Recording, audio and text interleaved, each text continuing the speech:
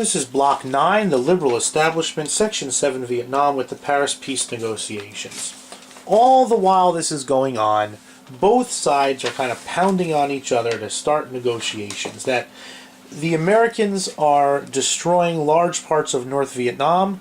The North Vietnamese are continuing to hold out, knowing that the American people is turning further and further against the war.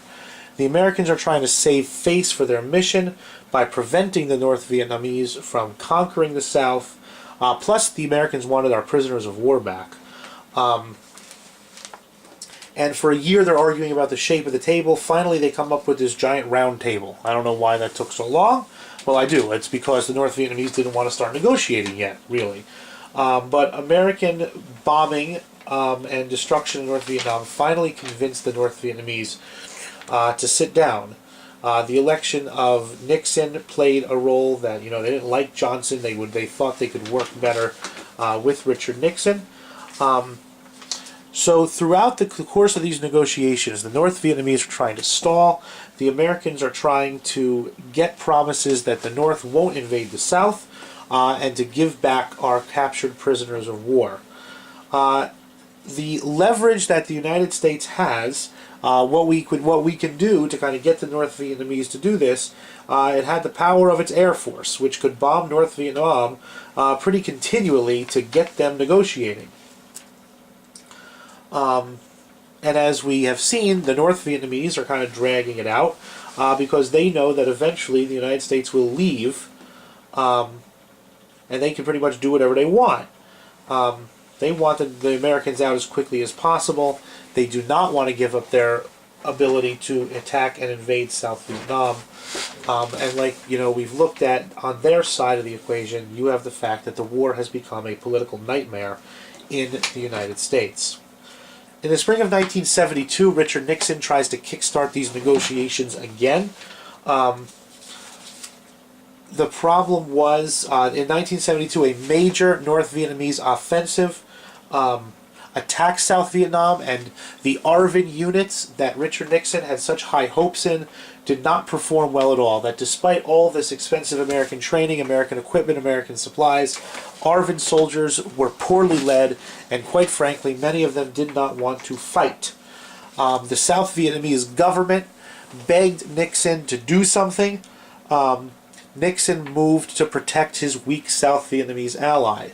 He ordered another massive bombing campaign in the north, and he ordered that Hanoi Harbor, the main seaport of North Vietnam, be mined. That, explosive mines be put in the harbor. This was a dangerous escalation. That's kind of blockading a port.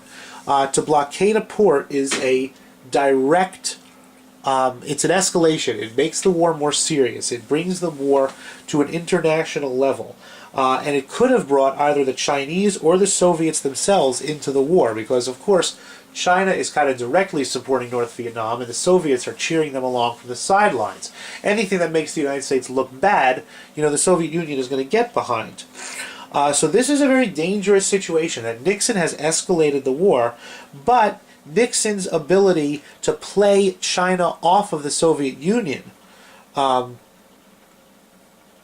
saves him here. That the delicate diplomacy of Nixon and Henry Kissinger keeps the major communist powers out and keeps the direct negotiations going on between the United States and the North Vietnamese themselves.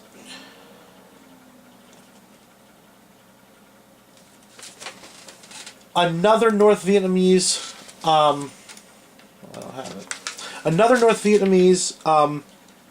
attack against ARVN's weak forces leads the United States to balk at the conference table.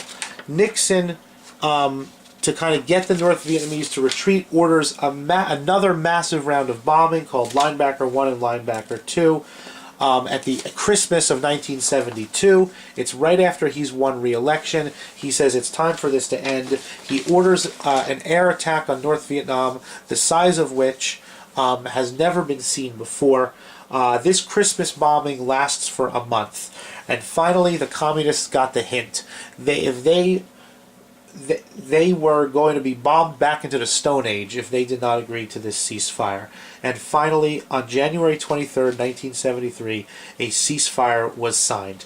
This ceasefire completely benefits the North Vietnamese. Here are the conditions.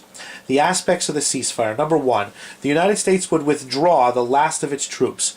By Christmas of 1972, there's only 27,000 American troops in Vietnam.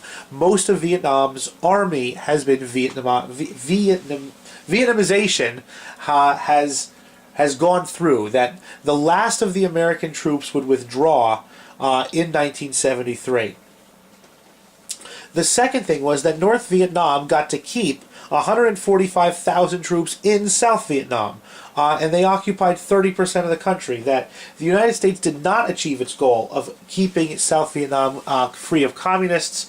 That part of the ceasefire was that North Vietnam could control 30% of South Vietnamese territory and have their army in the sovereign territory of South Vietnam. What did the United States get out of it? A return of some of their prisoners of war. 560 of them would be returned to the United States, which was not nearly all of them. There are groups today in the United States, POW groups, that still maintain that there are surviving American troops in Vietnam to this very day, or who were killed by the North Vietnamese, and that the United States should do everything it can to recover them and to recover their bodies at the very least. Nixon gets on television and claims that the United States has achieved peace with honor. The boast rang hollow. Most Americans, on the day the ceasefire was reached, recognized exactly what it was. It is an American retreat. It is an American retreat on a scale never before seen ever. It's a strategic retreat of a massive, massive scale. That there is an ally that we tried to support, we could no longer support, and now we were leaving this ally to its fate. And the American people knew it. And the American people, there was no celebration at the end of this war. There was no ticker tape parades at the end of this war.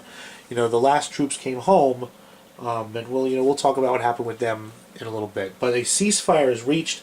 American troops would be pulling out, and the fate of Vietnam, for the first time in a long time, the fate of Vietnam would now be decided by the Vietnamese themselves.